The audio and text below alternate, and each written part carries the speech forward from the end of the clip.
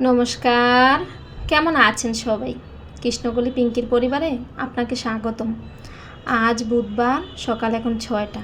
ঘুম থেকে উঠেই চলে এলাম ছাদে, সূর্য প্রণাম করে আমার ফুলগুলোকে একটু দেখে নিলাম।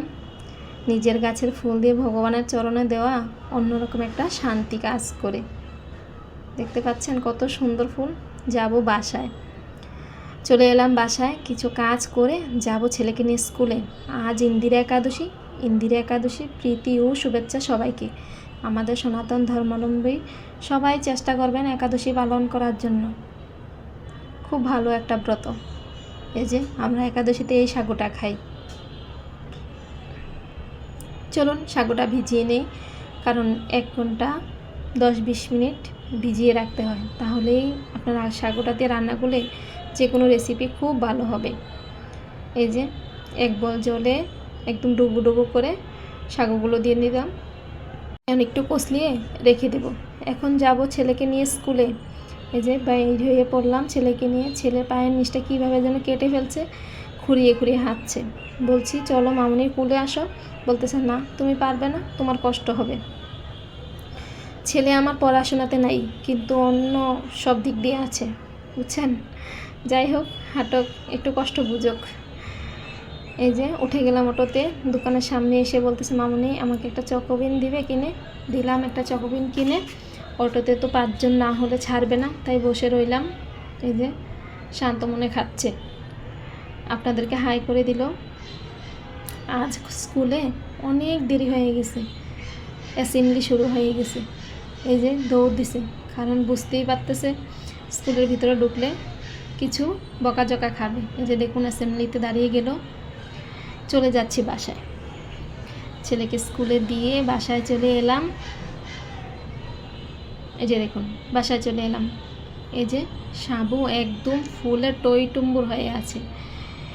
এটা দিয়ে পায়েস রান্না করব, পোলাও রান্না করব, খুব সুন্দর হবে।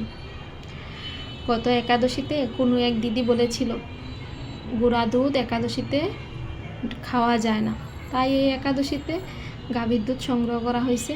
এই যে দুধটা বসিয়ে দিলাম চুলায়, তার মধ্যে দিয়ে দিব ফ্রেশের চিনি, অনেকটাই চিনি দিয়ে দেব। চিনি দিয়ে যখন দুধটা বেশ ভালো করে গরম হয়ে আসবে, তখন সাগুগুলো দিয়ে দেব। তারপর যখন সাগুগুলো সিদ্ধ হয়ে আসবে, তখন নামিয়ে নিব। ঠান্ডা হয়ে এলেই আপনার পায়েস একদম রেডি। চলুন দোকানে দেব একাদশীর খাবার, তার জন্য কেটে নিচ্ছি তরমুজটা। দেখুন তরমুজটা এমন হয়েছে, কিন্তু খেতে বেশ মজা হয়েছে। এত মিষ্টি, মুখে দিলেই একদম। আমার বড় ছেলে বলতেছে মামুনি আমার মনে হচ্ছে এই প্রথম বুঝি এত মিষ্টি তরমুজ খাচ্ছি। দোকানে খাবার দিয়ে চলে এসে নিজের খাবার নিয়ে বসে পড়লাম। এই যে আজ হয়েছে সাবুর পোলাও, গাজর আলু, তারপর কিছু ফল, আর এই হচ্ছে একটা পকোড়া। আচ্ছা কে কে বলতে পারবেন এটা কিসের পকোড়া?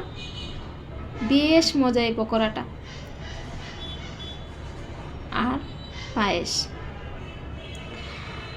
আমি কিন্তু একা খাবো না, আমার ছাপনাও আমার সাথে খাবে, কারণ এত খাবার আমি খেতে পারবো না। তাহলে সাবুর পোলাও দিয়ে আগে শুরু করি। এখন বিকাল 5টা, এসেছি ছেলেদেরকে নিয়ে ছাদে। ছেলেরা একটু খেলাধুলা করে ছাদের উপরে, আর আমি একটু ফুল গাছগুলোকে দেখি, আমার বেশ ভালো লাগে। ফুল গাছের গোড়ায় কিছু আগাছা হয়েছে, ভাবছি তুলে ফেলবো। দেখুন কিন্তু বেশ শক্ত, ছিঁড়ে ছিঁড়ে যাচ্ছে, উঠতেই চাইতেছে না। তো ভাবলাম আজ থাক, কোনো একদিন কেচি নিয়ে আসে খুব সুন্দর করে তুলে ফেলবো।